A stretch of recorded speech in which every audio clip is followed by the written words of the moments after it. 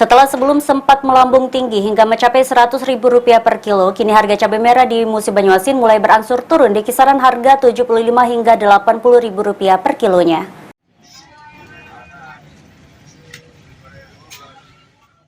Harga cabai merah di Musi Banyuasin khususnya di Pasar Randik Sekayu yang sempat melambung tinggi di kisaran Rp90 hingga Rp100.000 per kilogramnya, kini turun di kisaran Rp75 hingga Rp80.000. Turunnya harga cabai tersebut sudah terjadi sejak 1 minggu terakhir karena diperkirakan stok cabai sudah mulai tersedia meskipun belum begitu banyak. Ini harga cabai saat ini berapa, Chan? Mengalami penurunan atau gimana? Agaklah menurun. Menurun berapa, Chan? Kalau cabai burung sekarang sudah harga 70-an. Kalau cabai merah sendiri berapa, Chan? Cabai merah kalau sekarang 75. 75. Ya, kadang 80 ya. Ini turun sudah berapa lama?